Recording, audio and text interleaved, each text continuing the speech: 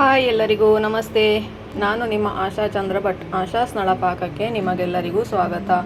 ಇವತ್ತು ನಾವು ಪನ್ನೀರ್ ಬಟರ್ ಮಸಾಲ ಹೇಗೆ ಮಾಡೋದು ಅಂತೇಳಿ ತೋರಿಸ್ತಾ ಇದ್ದೇವೆ.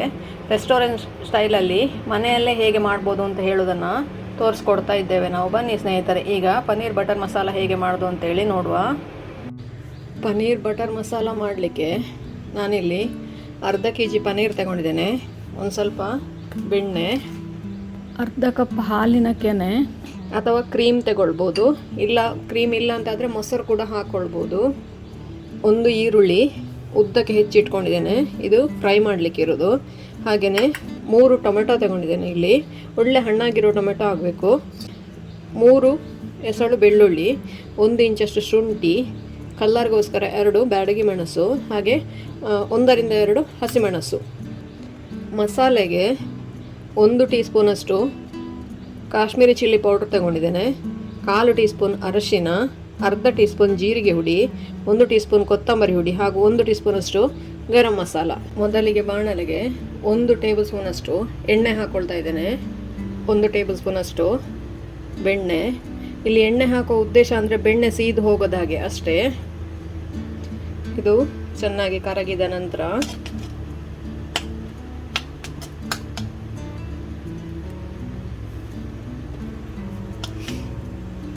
ಒಂದು ಪುಲಾವ್ ಎಲೆ, 2 ಏಲಕ್ಕಿ ಹಾಗೂ 4 ಲವಂಗ ಹಾಕ್ಕೊಳ್ತಾ ಇದ್ದೇನೆ. ಇದಕ್ಕೀಗ ಉದ್ದಕ್ಕೆ ಹೆಚ್ಚಿಟ್ಟಂತಹ ಈರುಳ್ಳಿ, 1 ದೊಡ್ಡ ಈರುಳ್ಳಿ ಹಾಕ್ಕೊಂಡಿದ್ದೇನೆ ನಾನಿಲ್ಲಿ. ಇಲ್ಲಿ ಈಗ ಈರುಳ್ಳಿ ಬ್ರೌನ್ ಆಗೋದೆಲ್ಲ ಏನು ಬೇಡ, ಆದರೆ ಟ್ರಾನ್ಸ್ಪರೆಂಟ್ ಆಗಬೇಕು. ಇದರ ಹಸಿ ವಾಸನೆ ಕರೆಕ್ಟಾಗಿ ಹೋಗಬೇಕು. ಅಲ್ಲಿವರೆಗೆ ಇದನ್ನು ಫ್ರೈ ಮಾಡಬೇಕಾಗ್ತದೆ. 1 ಹಿಡಿಯಷ್ಟು ಗೋಡಂಬಿ,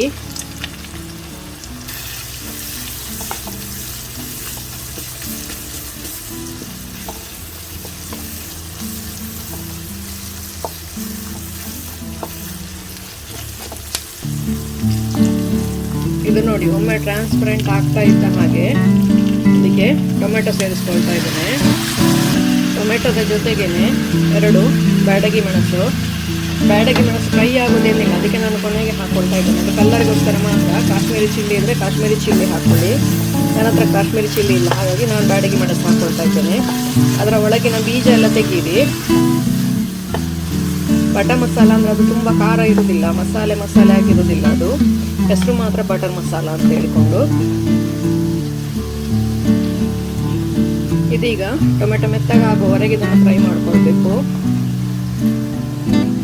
ಶುಂಠಿ ಹಾಗೂ ಬೆಳ್ಳುಳ್ಳಿ ಹಾಕ್ಲಿಕ್ಕೆ ಮರ್ತೋಯ್ತು ನನಗೆ, ಅದನ್ನು ಕೂಡ ಇದಕ್ಕೆ ಸೇರಿಸ್ಕೊಳ್ಳುವ. ಇದಕ್ಕೆ ನೀರು ಹಾಕಲಿಲ್ಲ ನಾವೀಗ, ಬೆಣ್ಣೆಯಲ್ಲೇ ಇದು ಬೇಯ್ತಾ ಇರೋದು. ಹಾಗೂ ಟೊಮೆಟೊದ ನೀರು. ಟೊಮೆಟೊ ಪೂರ್ತಿಯಾಗಿ ಮೆತ್ತಗಾಯಿತು. ಇದೀಗ ರೆಡಿ ಆಯಿತು. ಇದನ್ನು ತಣ್ಣಗಾಗಲಿಕ್ಕೆ ಬಿಡ್ತೇನೆ. ಹಾಗೆ ತಣ್ಣಗಾದ್ಮೇಲೆ ಇದನ್ನು ನುಣ್ಣಗೆ ಪೇಸ್ಟ್ ಮಾಡಿ ಸೋಸಿಕೊಳ್ಬೇಕು. ಇದು ನೋಡಿ ತಣ್ಣಗಾಗ್ತಾ ಇದ್ದ ಹಾಗೆ ನುಣ್ಣಗೆ ಪೇಸ್ಟ್ ಮಾಡಿಕೊಂಡಾಯಿತು. ಇದನ್ನು ಈಗ ಒಂದು ಬೌಲಿಗೆ ಹಾಕ್ಕೊಂಡು ಹೀಗೆ ಸೋಸಿಕೊಳ್ಬೇಕಾಗ್ತದೆ. ನೀರು ಸೇರಿಸ್ಲಿಕ್ಕಿಲ್ಲ ಇದಕ್ಕೆ, ಇದನ್ನು ಹೀಗೇನೆ ಸೋಸಿಕೊಳ್ಬೇಕು, ನೀರು ಸೇರಿಸದೇನೆ. ನೋಡಿ ಈ ಥರ ಪೂರ್ತಿಯಾಗಿ ಸೋಸಿಕೊಳ್ಬೇಕು.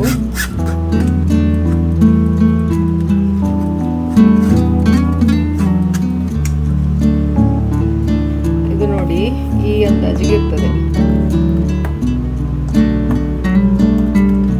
ಪುನಃ ಬಾಣಲೆಗೆ 1 ಟೇಬಲ್ ಸ್ಪೂನ್ ಅಷ್ಟು ಎಣ್ಣೆ ಹಾಕೊಳ್ತಾ ಇದ್ದೇನೆ. 1 ಟೇಬಲ್ ಸ್ಪೂನ್ ಅಷ್ಟು ಬೆಣ್ಣೆ.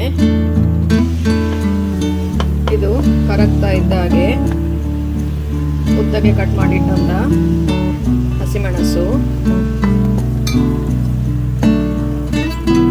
ಹಾಕಿದ ಮೆಣಸು ಕಲರ್ ಚೇಂಜ್ ಆಗ್ತಾ ಇದ್ದ ಹಾಗೆ ಸಣ್ಣಗೆ ಹೆಚ್ಚಿದಂತಹ 1 ಈರುಳ್ಳಿ ಟ್ರಾನ್ಸ್ಪರೆಂಟ್ ಆಗುವವರೆಗೆ ಅದನ್ನು ಹುರಿಬೇಕು. ಇದು ನೋಡಿ ಟ್ರಾನ್ಸ್ಪರೆಂಟ್ ಆದರೆ ಸಾಕೀಗ.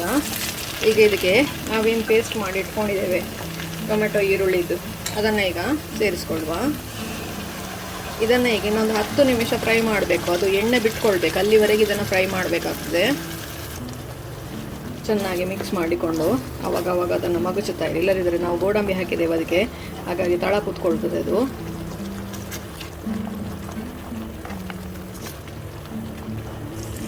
ಈರುಳ್ಳಿ ಫ್ರೈ ಆಗ್ತಾ ಇದ್ದಾಗ ಈ ಮಸಾಲೆನ ಹಾಕ್ಕೊಳ್ಬೇಕು. ನನಗೆ ಮರ್ತೋಯ್ತಲ್ಲಿ ಹಾಕಲಿಕ್ಕೆ, ಹಾಗೆ ನಾನು ಅದನ್ನು ಬೆಣ್ಣೆಯಲ್ಲಿ ಹುರಿದು ಹಾಕ್ಕೊಳ್ತಾ ಇದ್ದೇನೆ. ಈಗ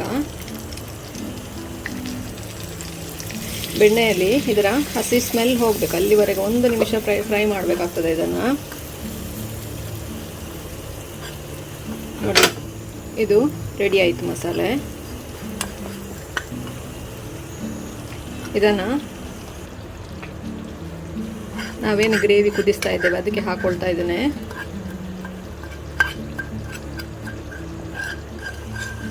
ಇದು ನೀವು ಈ ಟೊಮೆಟೊ ಹಾಗೂ ಈರುಳ್ಳಿ ಪ್ಯೂರಿ ಹಾಕುವ ಮೊದಲು ಫಸ್ಟ್ ನಾವು ಈರುಳ್ಳಿ ಫ್ರೈ ಮಾಡಿಕೊಳ್ತೇವಲ್ವ, ಆವಾಗ ಈ ಮಸಾಲೆಯನ್ನು ಸೇರಿಸ್ಕೊಳ್ಬೇಕು.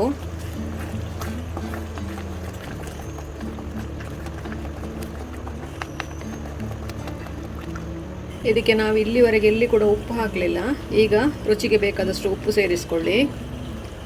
ಇದನ್ನು ಅವಾಗ ಮಗುಚುತ್ತಾ ಇರಬೇಕು, ಇಲ್ಲದಿದ್ದರೆ ಅಡಿ ಕೂತ್ಕೊಳ್ತದೆ. ನಾವು ಗೋಡಂಬಿ ಹಾಕಿದ್ದೇವೆ ಇದಕ್ಕೆ. ಇದು ನೋಡಿ, ಇದು ಎಣ್ಣೆ ಬಿಟ್ಟು ಇದು ರೆಡಿ ಆಯಿತು. ಇದಕ್ಕೀಗ ಕೊನೆಯದಾಗಿ ನಾವು ಪನ್ನೀರ್ ಸೇರಿಸ್ಕೊಳ್ಳುವ. ಪನ್ನೀರ್ಗಿಂತ ಮೊದಲು ಒಂದು ಅರ್ಧ ಕಪ್ಪಷ್ಟು ನೀರು ಸೇರಿಸ್ಕೊಳ್ಳುವ. ಯಾಕೆಂದರೆ ನಾವು ಇದಕ್ಕೆ ಗೋಡಂಬಿ ಹಾಕಿದ್ದೇವೆ, ಅದು ತಣ್ಣಗಾಗ್ತಾ ಇದ್ದ ಹಾಗೇ ಅದು ಇನ್ನೂ ಗಟ್ಟಿ ಆಗ್ತದೆ. ಅದಕ್ಕೋಸ್ಕರ ನಮಗೆ ಯಾವ ಅಳತೆಗೆ ಬೇಕೋ ಆ ಅಳತೆಗೆ ಬೇಕಾಗುವಷ್ಟು ನಾನೀಗ ಅರ್ಧ ಕಪ್ ನೀರು ಹಾಕ್ಕೊಂಡಿದ್ದೇನೆ. ಈಗ ಇದು ಒಂದು ಕುದಿ ಬರಲಿ. ಇದೀಗ ಕುದಿದು ರೆಡಿ ಆಯಿತು. ಇದಕ್ಕೆ ನಾವು ಕಟ್ ಮಾಡಿ ಇಟ್ಕೊಂಡಂತಹ ಪನ್ನೀರನ್ನು ಸೇರಿಸ್ಕೊಳ್ಳುವ. ಇದನ್ನು ಈಗೊಮ್ಮೆ ಚೆನ್ನಾಗಿ ಮಿಕ್ಸ್ ಮಾಡಿಕೊಂಡು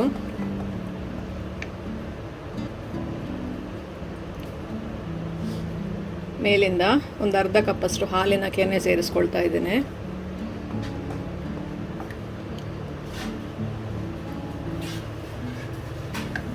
ಕೊನೆಯದಾಗಿ ಕಸೂರಿ ಮೇಥಿ, ಕೊತ್ತಂಬರಿ ಸೊಪ್ಪು. ಇದನ್ನು ಚೆನ್ನಾಗಿ ಒಮ್ಮೆ ಮಿಕ್ಸ್ ಮಾಡಿಕೊಂಡ್ರೆ ನಮ್ಮ ಪನ್ನೀರ್ ಬಟರ್ ಮಸಾಲ ರೆಡಿ ಆಯಿತು.